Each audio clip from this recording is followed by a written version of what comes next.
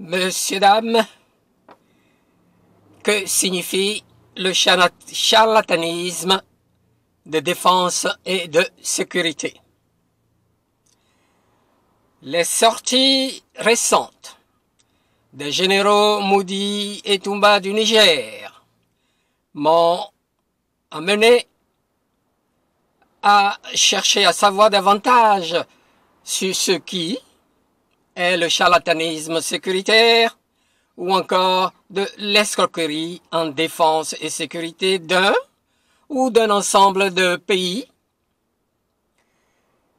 pratiqués par la généreuse France depuis les 11 accords de vassalisation, lui permettant de piller nos ressources jusqu'à ce jour.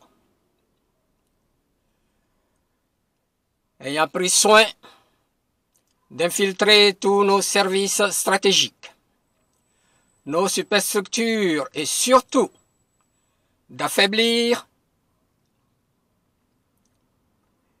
nos forces de défense et de sécurité, la France, toujours elle, nous sachant liés par l'accord de protection et de défense, suggère leur coopération et nos présidents lui ont fait naïvement confiance et leur ont cédé notre sécurité.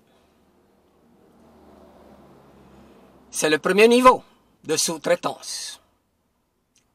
Après une fausse période d'accalmie ou d'euphorie, la situation sécuritaire se dégradant, elle la sous-traite en s'associant les suivants: mercenaires ou terroristes, qualifiés de djihadistes, qui sont sa création et instrument de déstabilisation depuis la crise libyenne.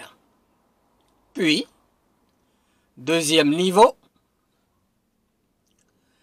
et dans l'ordre, les pays de l'OTAN, l'organisation des tricheurs de l'Atlantique Nord, ensuite des pays partenaires non otaniens,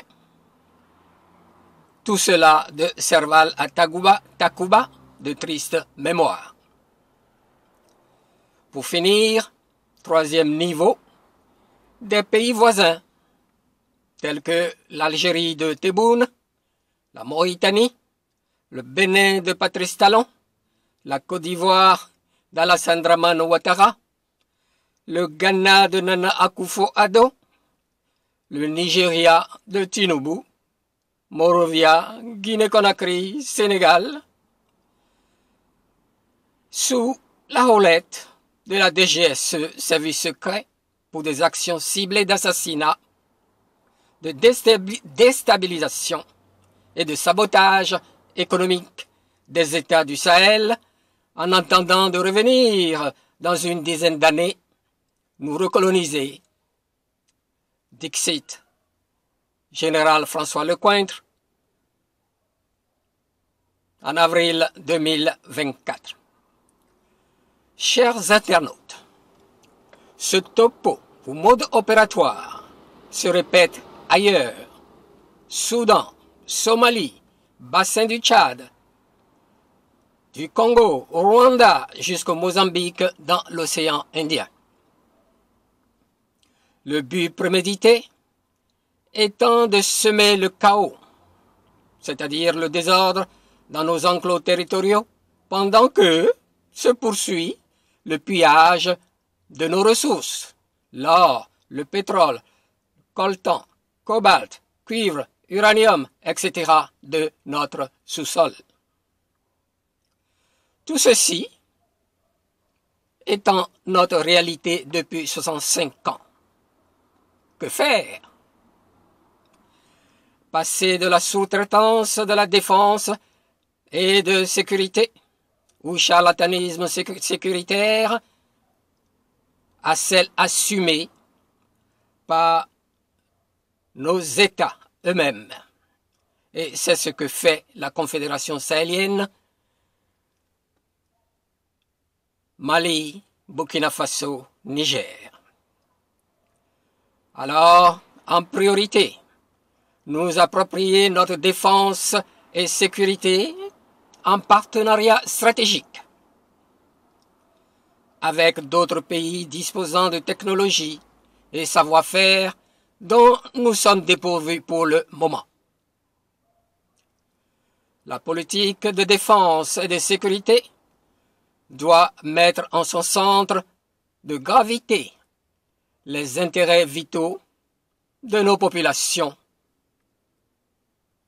dans leur ensemble et non seulement les tenants du pouvoir suprême, comme ce fut le cas auparavant et présentement au Togo, de Fort Gnassingbé, Bénin, de Patrice Talon et ailleurs dans le précaré francophone. S'atteler à l'industrialisation pour créer de la valeur ajoutée en agroalimentaire, agro-pastoral, l'industrie légère et lourde aux mains de nationaux majoritairement. Mettre en place l'industrie du transport et leur sécurisation.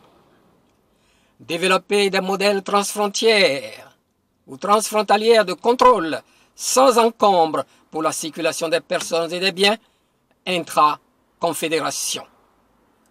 Maintenir l'état d'alerte jusqu'à nouvel ordre. Chers internautes, qu'en dites-vous? Vos réponses en commentaire. Merci de m'avoir écouté. Abonnez-vous, partagez, appuyez sur le pouce vers le haut et à plus tard.